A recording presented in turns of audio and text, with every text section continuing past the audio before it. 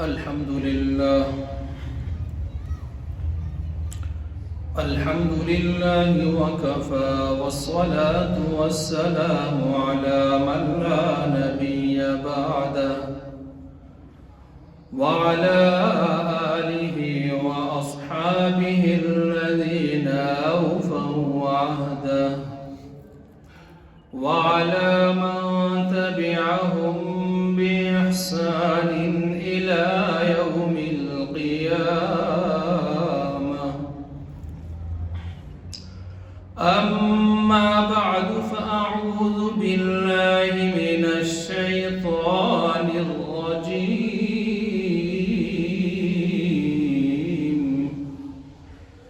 بسم الله الرحمن الرحيم.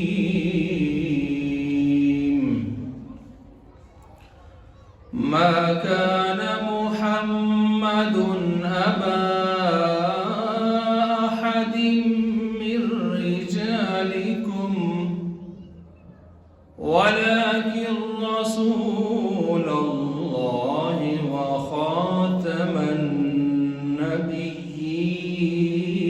النبيين وكان الله بكل شيء عليما. وقال النبي صلى الله تعالى عليه وسلم: أنا خاتم النبيين لا نبي بعدي، أو كما قال عليه الصلاة والسلام. آمنت بالله صدق الله ومولانا العظيم وصدق رسوله الكريم ونحن على ذلك لمن الشاهدين والشاكرين والحمد لله رب العالمين. محترم المقام واجب الاحترام حضرات سامعین کرام، آج کی جمعہ کی اس نشست میں قرآن مجید فرقان حمید 22ویں پارہ سے ایک آیت کریمہ تلاوت کرنے کے بعد ذخیرہ احادیث میں سے ایک حدیث مبارک پڑھی ہے.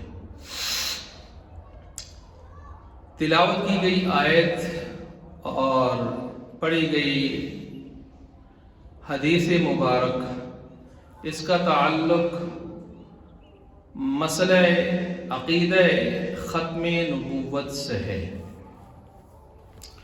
چونکہ ملک میں اس وقت ایک بہت ہی زیادہ نازک صورتحال ہے، مختلف قسم کے فتنے انتشار نظر آ رہے ہیں.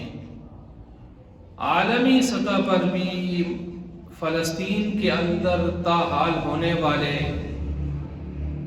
بے شمار دردناک، وحشتناک، کربناک، اذیتناک واقعات اس وقت تک جو رونما ہوئے ہیں، پوری امت مسلمہ بلکہ ہر منصف مزاج انصاف پسند انسان کو اس نے ہلا کے رکھ دیا ہے. بہت سارے موضوع عنوانات سامنے ہیں، لیکن آج کی اس نشست میں حالیہ جو اس وقت ملک پاکستان میں Qazi Faez Isa justice of supreme court 3 رکنی بینچ کا جو فیصلہ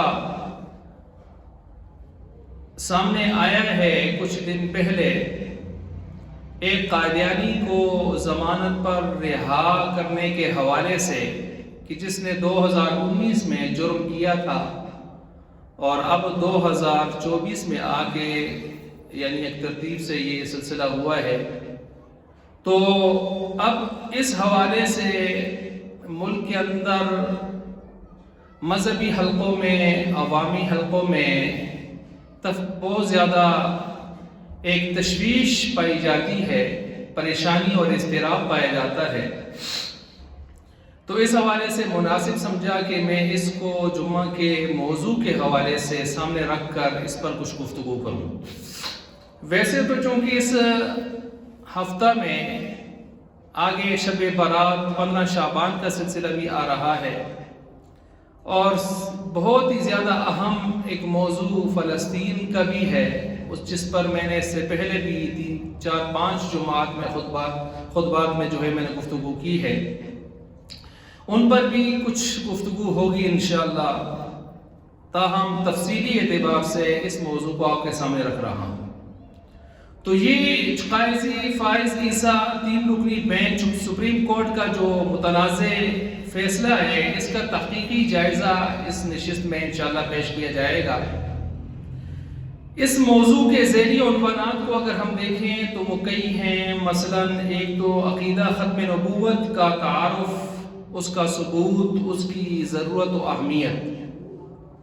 دوسرا ذیلی عنوان ہے جھوٹے مدعیان نبوت اور مرزا غلام احمد قادیانی، اس کا تعارف، مقاصد اس کو لانچ کرنے کے اور اس کے دعاوی، مختلف دعوے، اس کی پیشگوئیاں، اس کی شخصیت جو کے قبائح ہیں، قباحتیں ہیں، یہ دوسرا عنوان۔ تیسرا عنوان فتنہ قادیان کی سرکوبی کے لیے تاحال پاکستان میں یا دنیا بھر میں امت مسلمہ کے اندر، مسلم ریاستوں میں، خاص کر پاکستان میں تاحال شرعی اور قانونی اٹھائے جانے والے اقدامات۔ ایک ذیلی عنوان چوتھا یہ بھی سامنے آتا ہے کہ ماضی اور حال میں نام نہاد مسلمان حکمران، جرنیلز اور ججز صاحبان، ان کی مذموم جسارتیں، اس حوالے سے بھی یہ بھی ایک عنوان بنتا ہے۔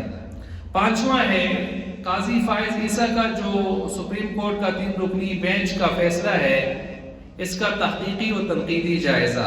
اور چھٹا اس میں آ جاتا ہے قادیانیوں اور دوسرے کفار میں فرق کیا ہے، آیا دوسرے غیر مسلم اقلیتی جو غیر کفار ہیں، جو حقوق ان کو ہمارا آئین اور قانون دیتا ہے، اسلام دیتا ہے، کیا وہ حقوق خود قادیانیوں کو، مرزائیوں کو بھی حاصل ہے یا نہیں ہے؟ یہ بھی ایک بہت ہی زیادہ اہم موضوع ہے، اور اس کو بھی یہاں پر عنوان کے طور پر میں نے لایا ہے۔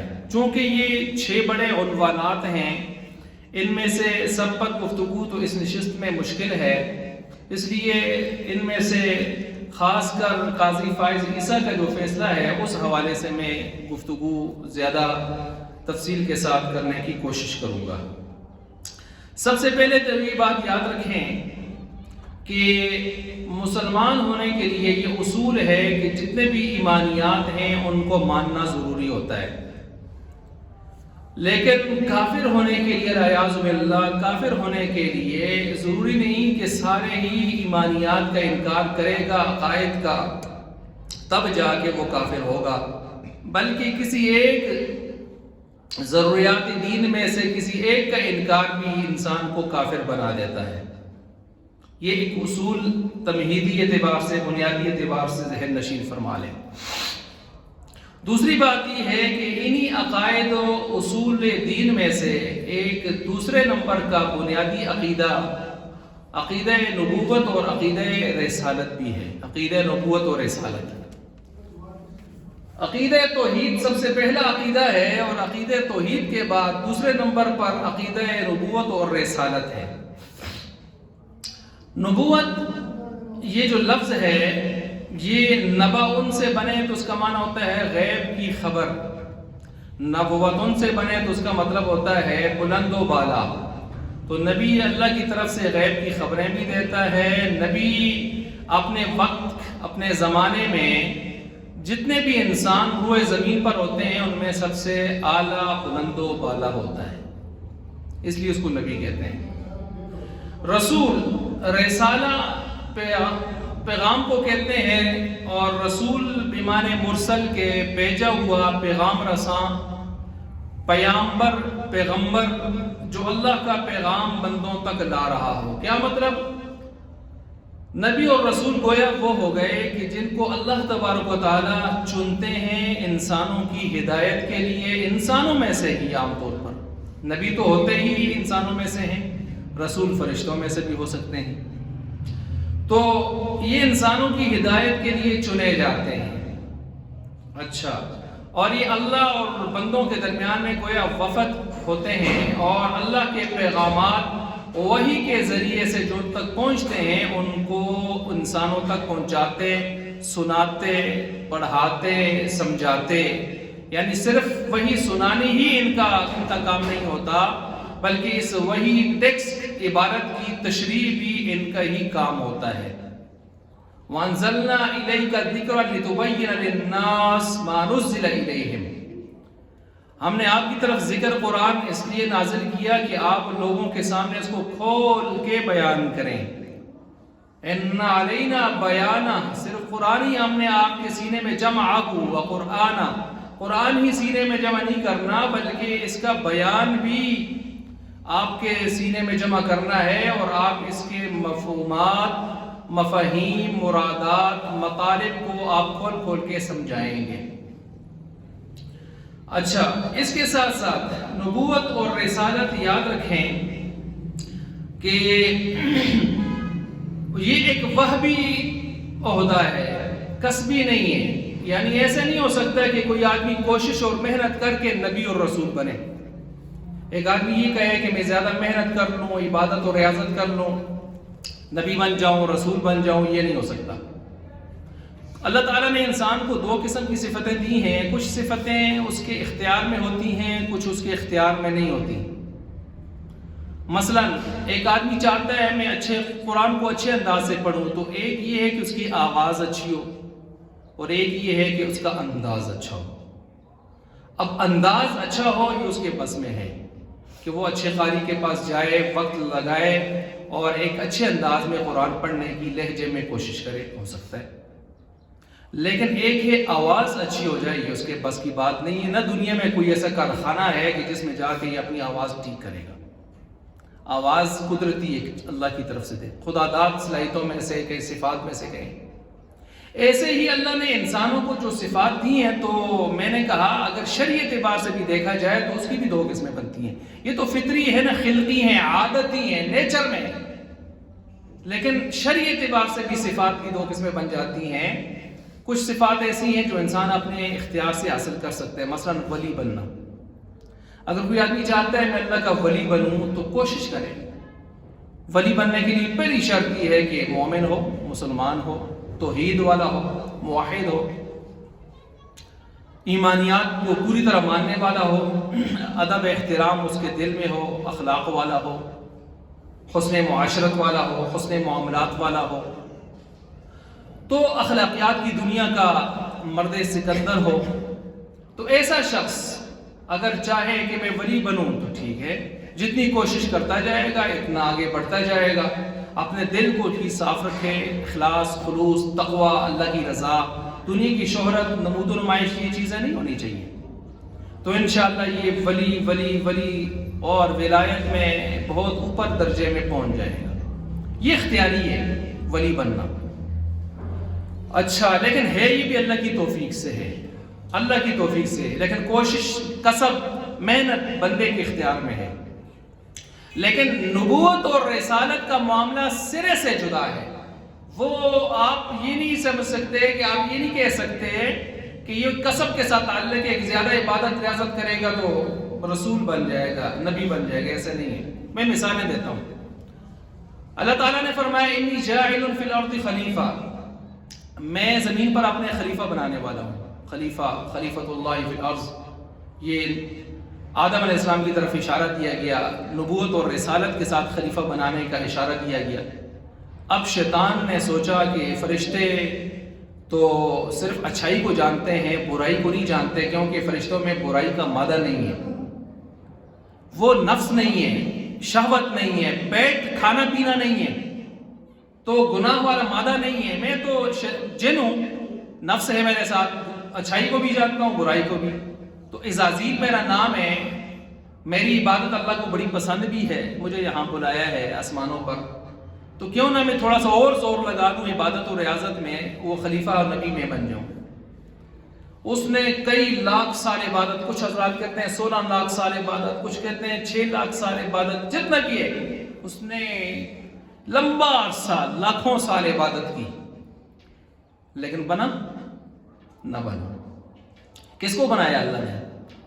جس کو ابھی وجود بھی نہیں ملا تھا، جس کو اللہ نے مٹی سے بنایا اور اس کو سارے فرشتوں سے سجدہ بھی کروایا، اس کے علم کی صفت کو آشکارا کر کے سارے فرشتوں سے سجدہ بھی کروایا، اور پھر اس کو بھی کہا تو بھی سجدہ کر، اس نے سجدہ نہ کیا، اور سجدہ اس کو نہ کرنے کی وجہ سے آدم علیہ السلام کو راندہ درگاہ مردود، ہمیشہ کے لیے دائمی مردود ہو گیا۔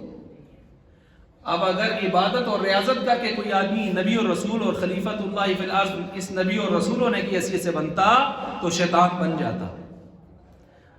اس کو تو اللہ نے نہیں بنایا، اس کو بنایا جس نے ابھی ابھی پیدائش ہوئی ہے اور اس کی عظمت کو اللہ نے آشکارا کیا، اس کو نبی بنا دیا۔ تو بتائیں پھر نبوت اور رسالت کسبی ہے یا واہبی ہے؟ واہبی ہے، اللہ کی طرف سے، اللہ جس کو چاہتا ہے۔ اللہ یجعل حیث یجعل رسالتہ، اللہ تعالیٰ خوب جانتے ہیں کہاں میں نے رکھنا ہے، کہاں میں نے رسالت کا سلسلہ رکھنا ہے، وہ خوب جانتے ہیں، اسی کے پاس ہے۔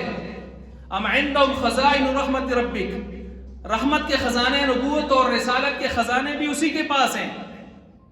اللہ یصطفی من الملائکۃ رسولا ومن الناس، انسانوں اور فرشتوں میں سے وہی چنتا ہے رسول، یہ اس کا کمال ہے، وہ چنتا ہے۔ اچھا ایک اور مثال دیتا ہوں بات کو سمجھانے کے لیے۔ موسیٰ علیہ السلام اپنی بیوی کے ساتھ سفر فرما رہے ہیں، بیوی درد ذے کا، بچے کی پیدائش کا وقت، درد سلسلہ شروع ہے، رات کا وقت ہے، اندھیرا ہے، سردی ہے، آگ کی ضرورت پیش آئی ہے، ایک دور کے پہاڑ پر آگ نظر آئی ہے۔ بیوی سے کہا ذرا یہاں ٹھہریے کہ میں وہاں سے جا کے کچھ آگ لے آؤں۔ وہاں پہنچے، وہ آگ تو نہیں تھی، وہ روشنی تھی، وہ اللہ کی تجلی تھی جو وہاں پڑ رہی تھی، اور وہ آگ کے لیے آگے ہوتے ہیں، آگ پیچھے ہٹتی ہے، یہ پیچھے آتے ہیں، وہ آگے ہوتی ہے، یہ اللہ کی تجلی تھی۔ اور آرڈر آ گیا فَخْلَعْنَا عَلَيْكَ إِنَّكَ بِالْوَادِ الْمُقَدَّسِ طُوَىٰ، اپنے جوتے اتار دیجئے، آپ ایک مقدس وادی میں آ چکے ہیں۔ لینے گئے تھے دنیا کی آگ، اللہ نے نبوت اور رسالت سے نواز دیا، اللہ نے نبی بنا دیا، اللہ نے کتاب تورات بعد میں عطا فرما دی، کلیم اللہ بنا دیا، ایک عظیم الشان رسول بنا دیا، نبی اور رسول بنا دیا۔ لینے گئے تھے آگ، لے کر آگے نبوت اور رسالت۔ کیا پتہ چلا؟ یہ اللہ ہے جس کو چاہے نبی اور رسول بنائے، یا اپنی عبادت اور ریاضت سے بننے والی چیز نہیں ہے۔ یہ دو مثالیں میں نے آپ کو دی۔ تیسری مثال آپ علیہ السلام کی لے لیں۔ آپ علیہ السلام غار حرا میں ایک عرصہ تک جا کے عبادت فرماتے تھے غار حرا میں۔ پھر غار حرا میں ایک دن جبریل امین تشریف لائے اللہ کی طرف سے، اقرأ بسم ربک الذی خلق، 5 آیتیں لے کر تشریف لائے۔ آپ کی نبوت اور رسالت کا آغاز ہو گیا، اور آپ کپ کپاتے ہوئے گھر تشریف لائے کہ آج اس طرح میں نے جبریل امین کو، یعنی ایک شخصیت کو دیکھا ہے، اور ظاہر بات اصلی شکل میں دیکھنا کوئی آسان کام تو نہیں تھا۔ اور آپ کی بیوی حضرت خدیجہ الکبریٰ رضی اللہ تعالی عنہا اپنے چچزاد بھائی ورقہ بن نوفل کے پاس آپ کو لے کے چلتی ہیں، اور وہاں آپ کو تسلی دی جاتی ہے کہ آپ جس شخصیت کا تذکرہ کر رہے ہیں، نشانیوں سے پتہ چلتا ہے وہ وہی ہیں جو نبیوں اور رسولوں کے پاس آتے رہے ہیں، جو رسولوں کے پاس آتے رہے ہیں، اور آپ نبی آخر الزمان ہیں، اور آپ کی قوم آپ کو یہاں سے نکال دے گی، میں زندہ رہا آپ کی مدد کروں گا، تائید کروں گا، اور آپ نبی آخر الزمان ہیں۔ یہ دیکھیں، تو بہرحال نبوت اور رسالت یہ اللہ کی طرف سے وحی ہے۔ اس پر میں نے آپ کو 3 دلیلیں دے دی۔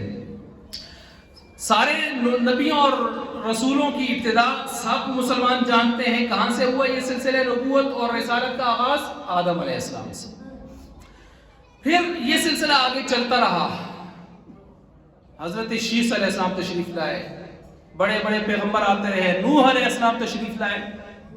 نوح علیہ السلام آدم علیہ السلام کے درمیان میں تقریباً 10 صدیوں یا اس سے زیادہ کا فاصلہ ہے.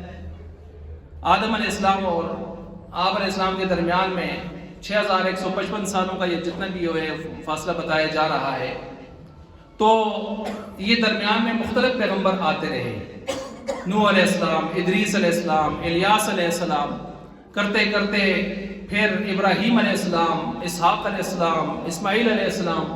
اسماعیل علیہ السلام کی اولاد سے 41ویں پشت میں سے آپ علیہ السلام تشریف لائے. اسحاق علیہ السلام کی نسل سے، اولاد سے بنی اسرائیل کا سلسلہ چلا. پہلے پیغمبر بنی اسرائیل کے یعقوب علیہ السلام تشریف لائے.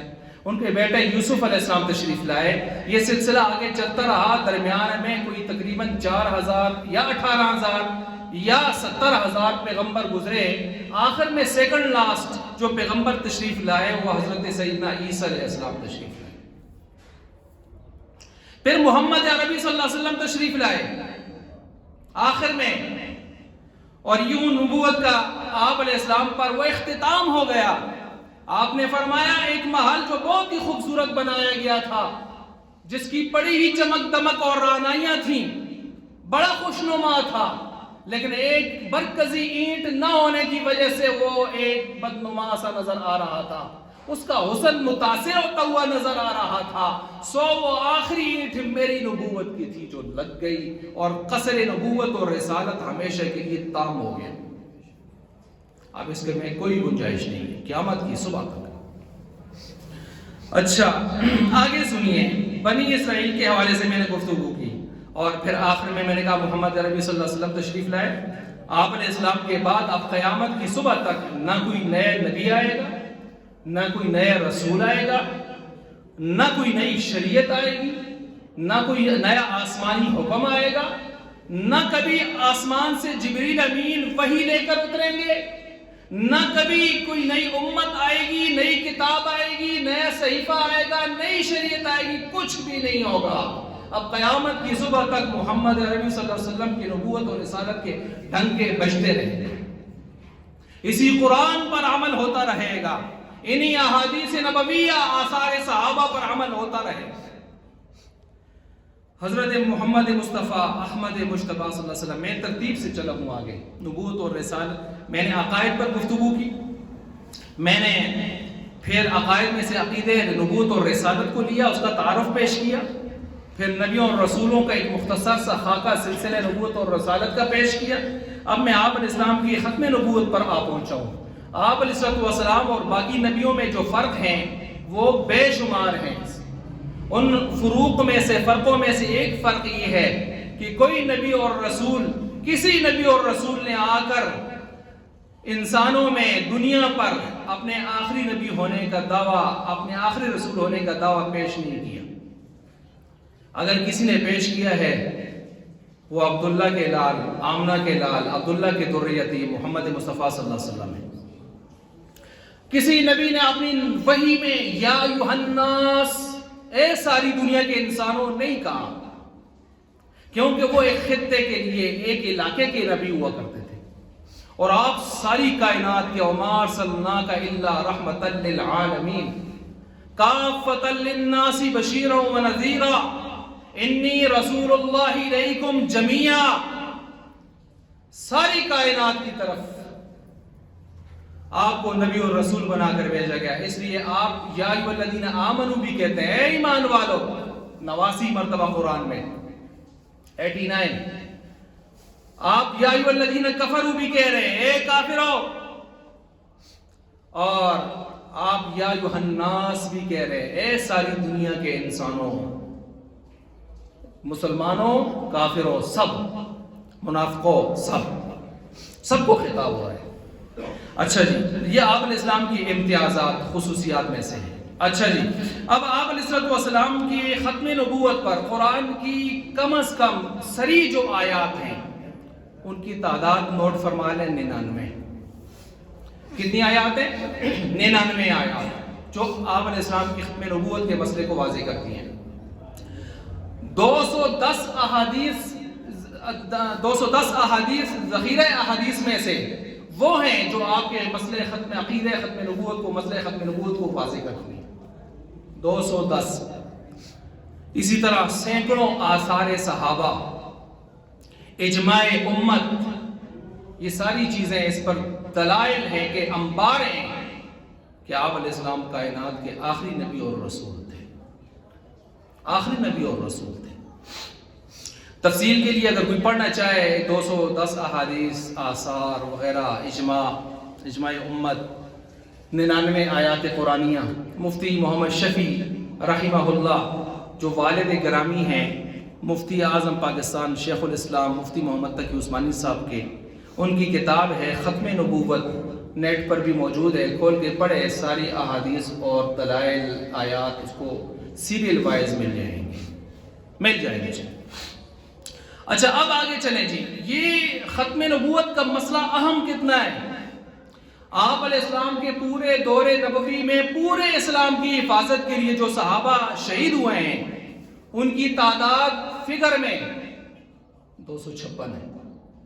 کتنی ہے؟ 256 ہے۔ جو کفار مارے گئے ہیں وہ بھی اپنی بدماشی سے، ان کی تعداد 759-58 کے لگ بھگ ہے۔ دونوں کو ملائیں تو 1000 سے اوپر فگر نہیں جاتا، اور میرے نبی پاک صلی اللہ علیہ وسلم نے دنیا کا 12واں حصہ فتح کر لیا تھا۔ اس کو کہتے ہیں کامیاب سیاسی، کامیاب مدبر انقلابی شخصیت۔ اچھا 256 صحابہ پورے دین کی چوکیداری کرتے ہوئے شہید ہو رہے ہیں جنگوں میں، لیکن جب آپ علیہ السلام دنیا سے رخصت ہو رہے ہیں اور آپ علیہ السلام کی ختم نبوت کی حفاظت کے لیے جس لشکر کو، لشکر اسامہ کو جنگ یمامہ کے طور پر جو لشکر بھیجا جا رہا تھا اور بعد میں بھیجا گیا، اس ایک جنگ جو ختم نبوت کے تحفظ کے لیے ہوئی ہے، اس ایک جنگ میں 1200 صحابہ اور تابعین شہید ہوئے، جن میں سے 700 قرآن کے حافظ اور قاری تھے۔ آپ اندازہ کریں پورے دین اسلام کی چوکیداری کے لیے حضور کے دور میں 256 آدمی جاتے ہیں دنیا سے، اور ایک جنگ میں اس ختم نبوت کے تحفظ کے لیے 1200 آدمی جان دے رہے ہیں، 700 قرآن کے حافظ قاری ہیں۔ تو پتہ چلا ختم نبوت کا معاملہ بہت اہم معاملہ ہے، بہت اہم معاملہ ہے۔ اچھا جی احادیث میں دیکھ لیں، میں نے کہا 210 احادیث ہیں، میں ایک حدیث دو آپ کے سامنے رکھتا ہوں، آپ کو آگے بڑھاتا ہوں۔ ایک صحیح مسلم میں حدیث ہے، لا تقوم الساعہ، قیامت قائم نہیں ہوگی، حتی یبعث، یہاں تک کہ نکلیں گے دجالون کذابون، دجل و فریب کرنے والے، دجال کذاب جھوٹے۔ دجل کہتے ہیں ملمہ سازی، اتو اور وچو اور، ویسے عربی لغت میں کہا جاتا ہے دجل دودھ میں پانی ڈال کر فروخت کرنا، تو جو دودھ میں پانی ڈال کے فروخت کرے اس کو عربی میں دجال کہتے ہیں۔ ٹھیک ہو گیا؟ اچھا اب دجال ہر اس شخص کو کہتے ہیں جو باطل پر حق کا لیبل لگا کے پیش کرے، جس طرح ہمارے دور کے دجال مرزائی ہیں، دشمنان صحابہ ہیں دجال، یا آج کل سوشل میڈیا پر بھی ایسے طبقے آپ کو سیاسی گروہوں میں نظر آتے ہیں جو سیاہ کو سفید اور سفید کو سیاہ بنا کر ایڈیٹنگ کر کے دنیا کو گمراہ کر رہے ہیں، خود بھی گمراہ ہیں۔ ہم تو ڈوبے ہیں صنم، تمہیں بھی ساتھ لے ڈبوئیں گے۔ یہ دجال ہے، ان کو کیا کہتے ہیں؟ دجال۔ دجال فرمایا لا تقوم الساعة، قیامت قائم نہیں ہوگی، حتی یبعث، یہاں تک کہ نکلیں گے دجالون کذابون، دجال نکلیں گے، جھوٹے نکلیں گے، قریب من 30، ان کی تعداد حضور نے فرمایا 30 کے قریب ہوگی، 30 کے قریب فگر بتایا۔ کلہم یزعم انہ رسول اللہ، ان میں سے ہر ایک کا گمان ہی ہوگا کہ وہ اللہ کا نبی ہے، وہ اللہ کا نبی ہے، گمان ہی ہوگا۔ لیکن دعوے کے لیے اپنا مدعا مضبوط ہونا چاہیے، ان کا دعویٰ بوگس ہے، اس لیے کلہم یزعم، کلہم یدعی، ہر ایک کا دعویٰ نہیں، ہر ایک کا گمان ہی ہوگا کہ وہ اللہ کا رسول ہے، خیال ہی ہوگا۔ یہی روایت سنن ابی داؤد میں بھی ہے، سیکون فی امتی کذابون 30، میری امت میں آئیں گے 30 جھوٹے، کلہم یزعم، ہر ایک میں ان میں سے گمان کرے گا، انہ نبی اللہ، کہ وہ کیا ہے؟ اللہ کا نبی ہے۔ انا خاتم النبیین، میں آخری نبی ہوں، آخری رسول بھی ہوں۔ ظاہر بات ہے نبی اور رسول میں فرق یہ ہوتا ہے، 3 فرق ہیں، ان میں سے ایک فرق یہ ہوتا ہے نبی صرف انسانوں میں سے آتا ہے، رسول فرشتوں میں سے بھی آ سکتا ہے۔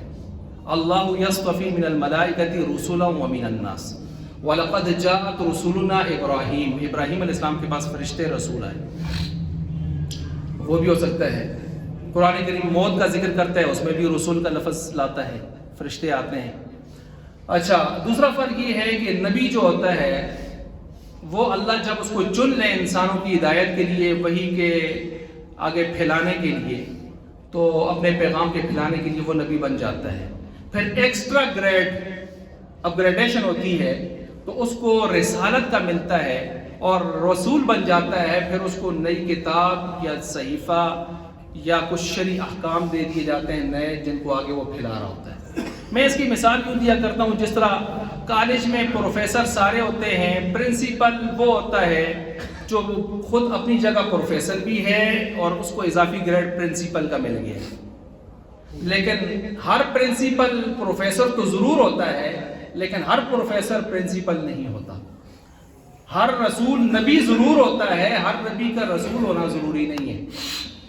نبی تو 1,24,003 قول ہیں، ان میں سے ایک مشہور قول یہ ہے 1,24,000 کم و بیش، اور رسولوں کی تعداد زیادہ مشہور جو ہے وہ 313 ہے، 313 ہے۔ اچھا جی، یہ تو خیر معلوماتی باتیں تھیں جو میں آپ کے سامنے رکھ چکا، میں بات کی طرف آ رہا ہوں۔ تو آپ علیہ السلام نے فرمایا کہ میں آخری نبی ہوں، میرے بعد کوئی نبی نہیں ہوگا۔ اب یہ جو 30 دجال کذاب ہیں نا، جنہوں نے نبوت کا آگے گمان اور دعویٰ پیش کرنا ہے، ان میں سے علماء یہ فرماتے ہیں کہ 20 سے اوپر گزر چکے ہیں۔ کوئی 20 بتاتا ہے، کوئی 18 بتاتا ہے، کوئی 24 بتاتا ہے، نام بھی لکھے ہیں بعضوں نے کتابوں میں۔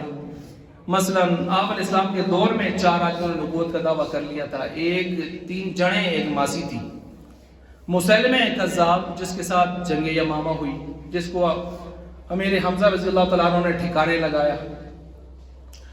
اسود عنسی، طلیحہ اسدی، یہ 3 مرد تھے۔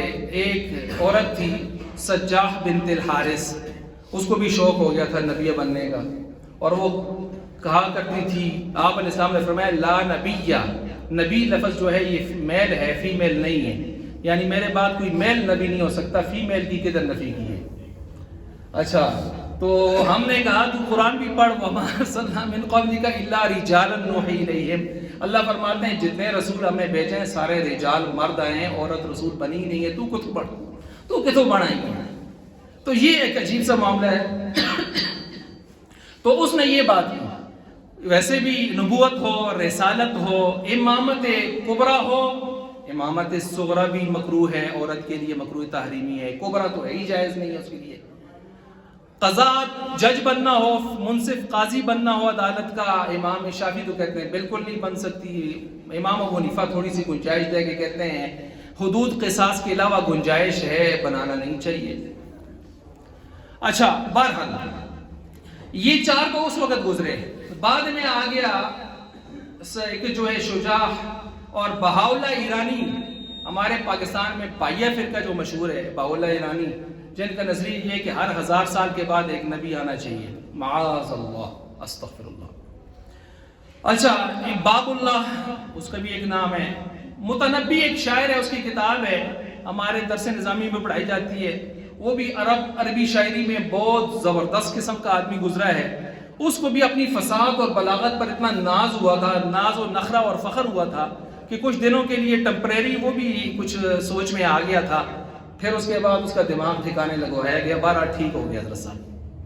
اچھا، اس طرح کرتے کرتے گورشئی مختلف، انہی میں سے ایک بڑا خنزیر گزرا جس کا پوری دنیا پر اس وقت نیٹ ورک کہیں نہ کہیں موجود ہوتا ہے، جو اس وقت پاکستان اور جتنے بھی مسلم ممالک ہیں ان میں تباہی و بربادی کے پیچھے ان کا بھی بڑا ہاتھ ہوتا ہے، وہ مرزا غلام محمد قادیانی کی ضروریت ہے۔ یہ اب میں نبوت اور رسالت کے سارے سلسلے کو لے کر اس کی تشریحات کرتے کرتے اب میں پہنچا ہوں مرزا غلام محمد قادیانی، لیکن اب چونکہ وقت آگے تھوڑا ہے، مرزا غلام محمد قادیانی کو میں پھاڑنے لگا ہوں، پھاڑنے، لیکن چونکہ وقت نہیں ہے انشاءاللہ آگے ادھار سے اب اس کو ادھار چھوڑتے ہوئے میں اس قاضی فائز عیسیٰ کے فیصلے کی طرف جا رہا ہوں کہ جو اس نے دیا ہے وہ بھی بہت تفصیلی بحث ہے، لیکن میں کچھ مختصر سے 5-7 منٹ میں آپ کے سامنے رکھ رہا ہوں، سنیے۔ اس میں تو کوئی شک و شبہ نہیں ہے کہ ہمارے ملک پاکستان میں جرنیلوں میں ہوں یا ججز سپریم کورٹ کے ہوں یا حاکم حکام میں سے ہوں، بہت سارے ایسے ضرور گزرے ہیں، موجود بھی ہیں، جو امریکہ اور یورپ کا اعتماد حاصل کرنے کے لیے مذہب کو کھلواڑ بناتے رہتے ہیں، کیونکہ اس کے بغیر ان کو اعتماد نہیں ملتا، منظور نظر نہیں ہوتے۔ میں آپ اگر ماضی میں زیادہ حوالے نہ بھی دوں، اکا دکا حوالے بھی اگر دوں تو آپ ممتاز قادری کے پھانسی والا فیصلہ دیکھ لیں۔ سارے ملک پاکستان ایک طرف، ساری امت مسلمہ ایک طرف اور ایک طبقہ دوسری طرف۔ آپ آسیہ گستاخ ملعونہ کی رہائی کا فیصلہ دیکھ لیں، ساری امت مسلمہ ایک طرف، ایک طبقہ دوسری طرف۔ حکام کا اس وقت کا اس سے باقاعدہ ملاقات کی گئی اور اس نے بعد جا کے اعتراف بھی کیا کہ ہمارا ظرف ہے، آپ کے ساتھ مدد ہے کہ ہم نے اس کو چھوڑ کے چھڑا کے آپ تک پہنچایا، ورنہ پریشر بہت تھا ہماری اوپر۔ آپ نے اس کے بیان سوشل میڈیا پہ سنا ہوگا،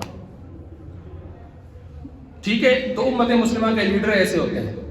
تو اسی طرح ایک تو یہ چیز بھی آپ کے سامنے آئی۔ اسی طرح اگر آپ دیکھیں تو ایک جج وہ بھی آیا، چیف جسٹس، جس نے کراچی کی 50 سالہ پرانی مسجد، 6 منزلہ 7,000 نمازیوں کی مسجد کو ایک ہفتے میں گرا کر عوام کے لیے سیر سپاٹے کی جگہ بنانے کا آرڈر صادر فرمایا۔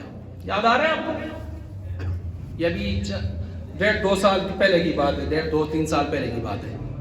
اور پھر مولانا راشد محمود سومرو وہ میدان میں آئے، انہوں نے کہا آؤ تمہاری سپریم کورٹ کو بھی پھر ہم جڑ سے نہ اکھاڑ دیں اگر اس طرح کے کام کرو گے تو۔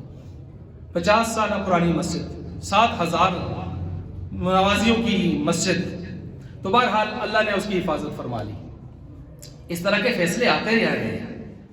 ایک رانا بھگوان داس جج، اس سے شرم نہیں آئی یار، ہندو جج گزرا ہے، اس نے تو اس طرح منظور نظر بننے کے کام نہیں کیا یار، مسلمان ججوں تمہیں کیا ہو جاتا ہے، تمہیں کیا ہو جاتا ہے؟ اچھا خیر، اب یہ ایک فیصلہ آیا ہے، اس پر میں دیکھ رہا ہوں کہ سوشل میڈیا پر جہاں تک میں نے تحقیق کی ہے 3 طبقے ہیں۔ کتنے طبقے ہیں؟ 3۔ دیکھیں میری عادت یہ ہے کہ میں لکیر کا فقیر نہیں ہوں، اللہ کے فضل سے میں لکیر کا فقیر نہیں ہوں۔ اللہ نے آنکھیں دی ہیں، دماغ دیا ہے، سوچ لڑاؤ، دیکھو کیا ہو رہا ہے، میں اندھی تقلید کا قائل نہیں ہوں، ٹھیک ہے؟ اب اس میں 3 طرح کے طبقے مجھے نظر آئے۔ ایک طبقہ وہ ہے جو کہتا ہے بالکل ٹھیک فیصلہ ہے اور قانونی اعتبار سے، معیاری اعتبار سے بالکل ٹھیک ہے، قانونی معیار کے اعتبار سے آئین کے لیے۔ اب یہ کون کہتا ہے؟ کہ خود سپریم کورٹ والے بھی کہتے ہیں۔ ان کی کل 22 فروری کو سپریم کورٹ کے جو پیڈ ہے اس پر ان کی پریس ریلیز کا پورا سلسلہ ڈیٹا بھی آ گیا ہے ہمارے سامنے۔ انہوں نے کہا بالکل ٹھیک دیا ہے، پروپیگنڈا نہیں ہونا چاہیے، ٹھیک ہے؟ اور یہاں بھی میں نے سنا ہے کچھ قانون دانوں کے یہی نظریہ آئے، صبح سننے میں آیا مجھے۔ اچھا یہ تو ایک نظریہ ان لوگوں کا ہے۔ دوسرا نظریہ ہے وہ ہے علماء اکرام کا، غیور عوام کا، جو اس مسئلے پر انتہائی حساس ہے۔ ظاہر بات ہر مسلمان حساس ہے اس معاملے میں۔ وہ کہتے ہیں یہ فیصلہ بالکل غلط ہے، مغرب کی خواہشات پر مبنی ہے، قرآن کریم کے حوالے غلط پیش کیے گئے ہیں، استدلالات بے موقع ہیں، بے محل ہیں، شان نزول اور تفسیر کو بالکل نہیں دیکھا گیا، بدنیتی پر محمول ہے، ٹھیک ہے؟ اور وہ کہتے ہیں کہ اس میں قرآن اور توہین قرآن اور قادیانیت ترویج کے دفعات نکالے جو گئے ہیں، یہ سراسر غیر اسلامی، غیر آئینی ہے۔ اچھا زیادہ تر آپ دیکھیں ملک پاکستان میں تقریباً یوں سمجھیں 90% سے زائد حضرات کا یہی نظریہ ہے، 90% سے زائد۔ ایک طبقہ تیسرا بھی مجھے ملا ہے، میں نے اس کو بھی تفصیل سے پڑھا ہے، وہ کہتا ہے فیصلہ 100% صحیح نہیں ہے، لیکن 100% اس کو غلط کہہ کر اپنی عدالت عظمیٰ کے وقار کو مجروح کرنا اور ملک میں افراتفری پھیلانا یہ بھی ٹھیک نہیں ہے۔ اب انہوں نے اس پر بڑی تبصرہ کیا ہے، اب وقت نہیں ہے کہ میں اس پر تبصرہ کروں، میرا ابھی ایک وائس کلپ میں نے بنایا ہے اس پر 13-14 منٹ کا، میں نے اس پر پوری تفصیل ڈالی ہے۔ اس پر انہوں نے اس کے باقاعدہ پیراگراف پر بات کی ہے، اس کے پیراگراف کون سے ہیں، اس میں کیا کیا چیزیں کہاں سقم ہے، اور اس میں آپ اس فیصلے کی روح سے یکدم یہ حکم لگا دیں کہ حضرت جج صاحب جو ہیں وہ پکے ان کے ٹاؤٹ تھے، وہ ناموس رسالت کے دشمن ہیں اور اس طرح کی بات کر رہے ہیں۔ تو انہوں نے یہاں پر کہا ہے تھوڑا سا اعتدال کے ساتھ مسئلے کی اصل نوعیت کو صحیح قریب سے سمجھ کے اس کا حل تلاش کیا جائے اور اس کا باقاعدہ قانونی اور آئینی راستہ اختیار کیا جائے، افراتفری نہ پھیلائی جائے۔ چنانچہ ہمارے ملک پاکستان میں صرف ایک شخصیت قائد ملت اسلامیہ نے باقاعدہ پریس کانفرنس کی، انہوں نے یہی بات کی آخر میں، انہوں نے یہ کہا ہم اپنے وکلاء کو قانونی لوگوں کو اعتماد میں لے چکے ہیں اور ہم قانون کا راستہ اختیار کر کے انشاءاللہ آئین کے راستے سے اس کو دیکھیں گے۔ مولانا عبدالغفور حیدری صاحب کی یہ بات سامنے آئی۔ جماعت اسلامی کے بھی جو ہے سرکردہ لوگوں کے بیانات ہمیں میڈیا پہ نظر آئے، لیکن باقی سم بکم عمی فہم لا یرجعون، ٹھیک ہے، لیکن کیا کریں، ہم کچھ بھی نہیں کہیں گے، کیونکہ ہم وہ قوم ہیں کہ ہمارے سامنے علماء ہوں، نیک لوگ ہوں، صلحاء ہوں، ان کو ہم اس نظام میں دیکھنا ہی نہیں چاہتے، اور شرابی کبابی بدبختوں کو ہم اپنے لیڈر بنانا چاہتے ہیں، اپنے وزیر اعلیٰ، گورنر، اپنے سب سے بڑے وہ بنانا چاہتے ہیں سردار۔ اور آپ علیہ السلام نے فرمایا قیامت کے قریب یہ نشانی بھی ہوگی کہ قوم میں سے جو کمینہ ہوگا وہ سردار بنے گا۔ تو آج وہ نشانیاں ہم اپنے ہاتھوں سے پوری کرواتے ہیں، ہم کس کا گلہ کریں۔ خیر، عرض ہی کر رہا تھا کہ سپریم کورٹ کا یہ جو فیصلہ ہے اس میں سقم ضرور موجود ہے۔ کیا سقم موجود ہیں؟ یہ اب اس پر تفصیلی بات تو میں یہاں نہیں کر سکتا، ٹائم تھوڑا ہے۔ مثلا اس میں پیراگراف نمبر 2 بھی ہے، 3 بھی ہے۔ 2 اور 3 میں یہ کہا گیا ہے جرم ہوا تھا 2019 میں، قانون بنا 2021 میں، تو بعد میں بننے والے قانون جو ہے وہ آئین کی دفعہ 12 کی ذیلی شک جو ہے 2 کے تحت اس پر لاگو نہیں ہوتا، تو ہم کس طرح اس کو سزا دیں؟ تو اس کا جواب دیا گیا ہے کہ حضرت آپ کو 2021 کا قانون امینڈمنٹ نظر آتی ہے، تو 2011 کا بنا ہوا قانون اور اس سے پہلے کے بنے ہوئے قوانین کیوں نہیں نظر آتے؟ کیا ان کی زد میں نہیں آتا؟ ایک بات یہ سقم ہے جس پر قانون دانوں نے ہی خوبصورت گفتگو کی ہے۔ دوسرا یہ بھی ہے کہ پیراگراف نمبر 5 میں وہ کہتے ہیں 298C، اس میں جو ہے ایف آئی آر میں کیس میں اس کا کوئی ذکر نہیں ہے، تو لہٰذا یہ دفعات بھی خارج ہونی چاہیے۔ اچھا، یہ دفعات خارج ہونی چاہیے، تو 298C ہوتا کیا ہے محترم؟ ذرا آپ اس کو پڑھتے تو صحیح نا، اس میں ہوتا کیا ہے 298C؟ اس کے اندر کیا کیا چیزیں ہیں؟ یہ تو بعد میں 1984 میں ضیاء الحق صاحب نے اپنے دور میں آرڈیننس جو پاس کیا تھا اس کے اندر 298B اور C اس میں شامل کیے تھے، اور اس کے اندر یہ چیزیں انہوں نے اس وقت کے علماء کی معاونت سے یہ چیزیں شامل کی تھیں، اور اس میں یہی تھا نا کہ 298C اور B اس کے اندر یہی تھا کہ یہ قادیانی جو ہیں اپنے مذہب کو کی تبلیغ نہیں کر سکتے، C، اور B یہ اسلام کے مقدس جو شخصیات مقامات ہیں وہ نام اوصاف اپنے لیے استعمال نہیں کر سکتے، کیونکہ قادیانی اپنے غلام محمد قادیانی کانا من الکافرین کو معاذ اللہ نبی کہتے ہیں، اس کی بیویوں کو امہات المومنین کہتے ہیں، اس کے چمچوں کو صحابی کہتے ہیں، اس کے گھر والوں کو اہل بیت کہتے ہیں۔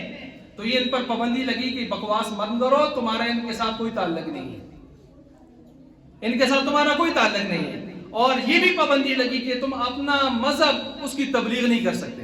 بھائی دیکھیں، مذہب تو ہو نا پہلے، مذہب کیا ہے؟ ہندو کے پاس اپنا مذہب ہے، سنسکرت میں جو بھی ہیں ان کے پاس ویدیں شیدیں ہیں، سکھ کے پاس ہے گرنتھ ہیں جو بھی ہیں، گوتم بدھ کے پاس اپنا مذہب ان کے بدھسٹ والوں کے پاس ہے۔ سوال یہ ہے تمہارا مذہب کون سا ہے؟ اب ان کے پاس کوئی مذہب نہیں ہے، وہ منہ پر کہتے نہیں ہے، چپ ہو جاتے ہیں، اپنی جگہ کہتے ہیں اسلام ہے۔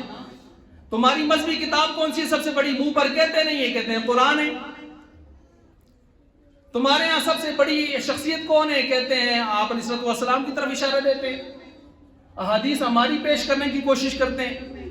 اذان، اقامت، جماعت، نماز، حج پہ جانے کے بھی بڑے متمنی ہیں.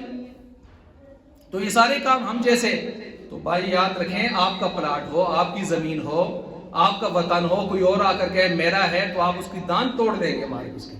جاؤ بھائی ادھر جاؤ، تیرا کدھر سے آ گیا ہے. تو جب اس کی اہمیت ہے تو مذہب، ایمان اس سے اوپر ہوتا ہے، عقیدہ اس سے اوپر ہوتا ہے.